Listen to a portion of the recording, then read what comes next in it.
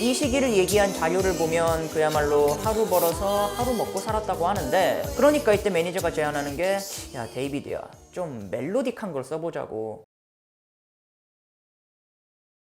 한시대를 풍미의 옛날 뮤지션을 알아보는 시간, 복문입니다. 참으로 다사다난한 2020년이 지나갔어요. 저 또한 그랬는데, 제가 작년 1월 달에 보이조지 특집을 만들지 않았습니까? 반응이 굉장히 좋았고요. 근데 영상이 올라온 지 한참 지나고 어떤 분이 이런 댓글을 다신 거예요. 보이조지 대표곡은 워즈인데 너는 그것도 모르냐고. 그래서 저는 이게 뭔 소린가 했죠. 제가 그때 생각한 게, 아, 이분이 보이조지가 아니라 보이존이랑 헷갈리셨나 보다 라고. 그 보이존이라고 또 90년대 인기를 누린 보이밴드가 하나 있지 않았습니까? 이 보이존의 대표곡 중에 또 워즈라는 노래가 있었거든요.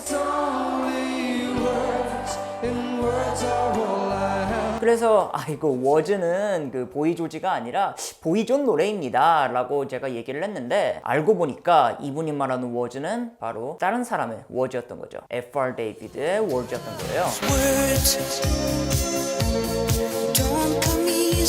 보이조지와 같은 시기를 공유한 1982년에 발매되어서 우리나라에서 큰 인기를 끈 바로 그 노래예요. 역시 이럴 때 제 연식이 드러나는 거 아니겠습니까? 제가 이게 딱 시대별로 체감이 안 되니까 F.R. 데이비드보다 보이존 생각부터 먼저 했다는 그런 안타까운 이야기인데, F.R. 데이비드 정말 추억으로 남은 이름이라서 사실 자료 찾기도 쉽지는 않았어요. 그래도 여기저기 한번 끌어모아 봤습니다. F.R. 데이비드의 히트곡 워즈는 사실 정말 험난한 과정을 거치고 나서야 태어난 곡이었다는 거. 이번 영상에서는 인생사 세용지마의 표본 F.R. 데이비드의 인생과 그리고 그 워즈의 탄생 이야기를 한번 간략하게 알아보도록 할게요. F.R. 데이비드의 본명은 로버트 피투시. 우리가 F.R. 데이비드 하면 떠올리는 모습이 선글라스에 기타를 메고 있는 모습이잖아요. 예, 맞습니다. 데이비드는 원래 락을 했고, 그래서 가수 활동도 거의 밴드로 하던 사람이었어요. 무려 1947년생, 어릴 때부터 뮤지션의 꿈을 꾸었다고 합니다. 그래서 1967년 때부터 사실 그 흔적은 늘어나는데, 이때 프랑스에서 나온 싱글 커버를 한번 보시면 딱 느낌적으로 아실 수가 있는 거예요. 와, 정말 워즈가 나오기까지 여정이 오래 걸리겠구나 라는 것을.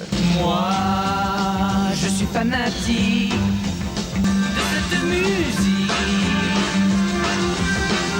사실 시작은 좋죠. 데이비드는 스타가 되기 위한 발걸음을 힘차게 내딛는데, 이 당시에 그 재능을 보여줬던 썰이 하나가 또 있어요. 그 반젤리스라는 뮤지션이 있잖아요. 그리스를 대표하는, 음악 좋아하는 분이면은 정말 모를 수가 없는 거장 중에 거장.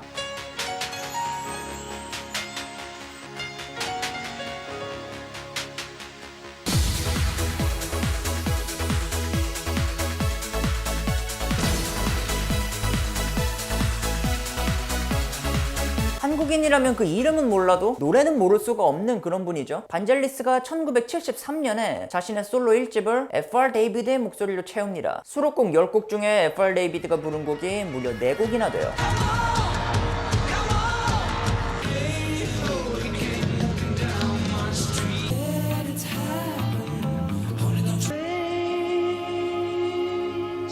그 재능은 이때부터 이미 인정을 받았다고 보시면 되고, 이후로는 르 베리에이션이라는 밴드에서 보컬을 맡기도 하죠. 이렇게 경력을 쌓은 데이비드가 어떤 선택을 하느냐, 미국으로 건너갑니다. 아메리칸 드림, 팝의 중심, 미국에서 월드스타가 되어야겠다는 심정으로 5년을 헤딩하는데, 이때 같이 협업한 아티스트는 또 레이 찰스와 토토, 그리고 두비 브라더스 같은 분들이에요.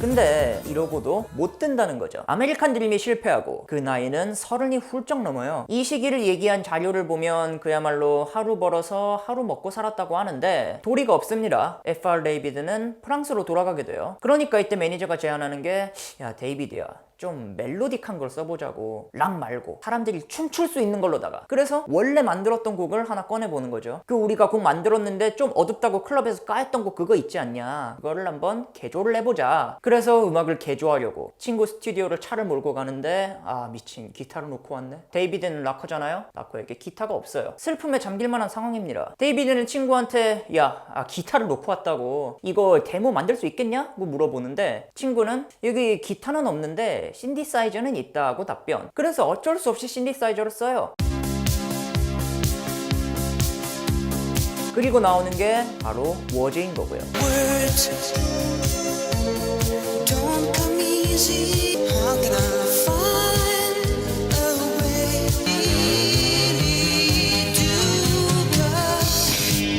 기타 치는 락커의 반전. 데이비드는 이때가 되어서야 길을 찾았어요. 사랑한다는 말이 쉽게 나오지 않아. 이 가사는 더 이상 어두운 느낌이 아니었고 FR 데이비드의 감미로운 목소리는 또 음악에 특별한 감성을 부여하죠. 이 노래는 정말 딱 미국을 제외한 전 유럽을 휩쓰는데 프랑스에서 2위, 벨기에에서 1위, 이외에도 스페인 1위, 서독 1위, 영국 2위 등 화려합니다. 우리나라에서도 매일매일 이 노래가 들릴 정도였다고 하죠. 이 당시 그러니까 1983년 11월에 나온 한국 기사를 보면 우리나라 대중매체가 유럽 음악은 안 틀어주고 팝 음악만 틀어준다면서 걱정하는 기사가 하나 있거든요. 이 기사에서 유럽풍 인기곡이라면서 예시를 들었던 노래가 바로 훌리오 이글레시아스의 헤이랑 FR 데이비드의 워즈였습니다. 언어만 영어였던 유럽 노래. 사실 이런 분석들을 보면은 정말 뭐 데이비드가 미국 괜히 갔나 싶고 그런 생각도 들어요. 미국에서는 62위에 그치긴 했지만 그게 뭐 어떻습니까? 데이비드는 이때부터 혈이 뚫렸는데 그 워즈가 실린 이 앨범의 이름도 워즈였거든요. 이 앨범에서는 수록곡 워즈 이외에도 히트곡이 많았죠. Music, you're making me blue. Music, feel my loneliness. When spring is near the end, pick up the phone, oh yeah, pick up the phone again. Hearing your voice again, let me know I don't wanna lose you, girl. 기타보다는 신디사이저, 부담없이 듣기 좋고 또 신나는 그런 노래들이었어요. 그리고 FR 데이비드는 본의 아니게 롤라장에 가장 큰 영향을 끼친 뮤지션이 되기도 하는데 이게 무슨 말이냐면 1983년 독일에서 디터 볼렌이라는 프로듀서가 FR 데이비드 노래의 커버 버전을 만들려고 하는 거죠. 가수를 물색하다가 토마스 안더스라고 이름을 바꾸는 어떤 가수를 소개받아요. 그리고 함께 FR 데이비드, Pick Up The Phone의 독일어 버전을 만드는 겁니다. Sekunden fallen wie Tropfen langsam und leis. Was macht das schon? Hat die Nacht am Telefon. 그리고 이 둘은 이 곡을 계기로 그룹 활동을 하기로 의기투합하고 그 그룹은 바로 모던 토킹이 되고요. 모던 토킹은 런던 보이즈와 함께 80년대 롤라장 하면은 빼놓을 수 없는 가수가 되죠. You're my heart, you're my soul.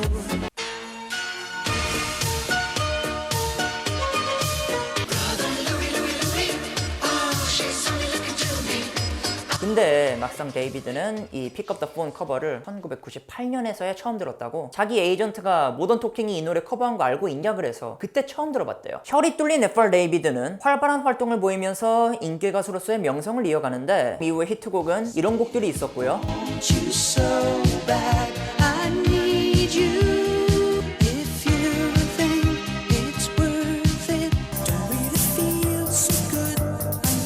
This time I have to win on my own. This time I have to. Girl, you are my song. Hey, you're the only music of my life. You are my song. Yeah, the morning has to come. I need you so. We get it right this time. Saturday night. 그리고 시간이 흐르면서 자연스럽게 인기는 떨어집니다. 92년에 나오는 싱글을 마지막으로 가수 활동도 이제 거의 뜸해지는 거죠. 뭐 본인은 프로덕션을 견제하는 방송국의 횡포로 자기 싱글이 실패했다고 말을 하던데 어쨌든 이후에는 그렇게 성공적이지는 못했었고 이후에 1999년엔 워즈를 비롯해서 자기 노래를 리믹스한 앨범을 발매하고 2003년에는 내한 공연을 하기도 해요.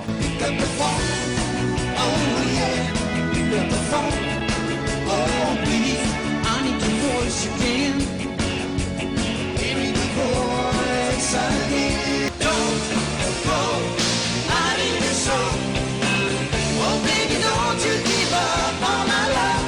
지금이야 뭐 정말 자기 내고 싶을 때 가끔 노래 내고 그리고 공연하면서 안락한 삶을 사는 것 같습니다만 왜냐하면은 워즈라는 노래 자체가 한 시대를 대표하는 음악으로 남게 됐잖아요. 2017년에 그 Call Me By Your Name이라고 아카데미 각색상 수상한 영화가 하나 있었는데 여기에서도 노래 워즈가 흘러나옵니다.